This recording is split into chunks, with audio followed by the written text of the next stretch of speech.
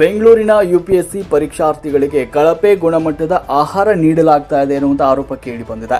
ಅಲ್ಪಸಂಖ್ಯಾತರ ಇಲಾಖೆಯ ಹಜ್ ಭವನದಲ್ಲಿ ತರಬೇತಿ ಪಡಿತಾ ಇರುವ ಅಭ್ಯರ್ಥಿಗಳು ವಸತಿ ಮತ್ತು ಊಟದ ಸಹಿತ ಯುಪಿಎಸ್ಸಿ ತರಬೇತಿ ನೀಡ್ತಾ ಇರುವ ಅಲ್ಪಸಂಖ್ಯಾತರ ಇಲಾಖೆ ಕಳೆದ ಹಲವು ದಿನಗಳಿಂದ ಗುಣಮಟ್ಟ ಇಲ್ಲದ ಊಟವನ್ನು ಪೂರೈಕೆ ಮಾಡುತ್ತಿದ್ದಾರೆ ಎನ್ನುವಂಥ ಆರೋಪ ಕೇಳಿ ಬಂದಿದೆ.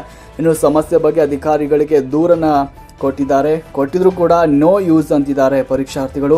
ಹೀಗಾಗಿ ನಿನ್ನೆ ರಾತ್ರಿ ಹಜ್ ಭವನದ ಮುಂದೆಯೇ ಅಭ್ಯರ್ಥಿಗಳು ಪ್ರತಿಭಟನೆ ಮಾಡಿದ್ದಾರೆ. ಬೆಂಗಳೂರಿನ ಹೆಗಡೆ ನಗರ ಬಳಿ ಇರುವ ಈ ಹಜ್ ಭವನದ ಎದುರು ಪ್ರೊಟೆಸ್ಟ್ ಮಾಡಲಾಗಿದೆ.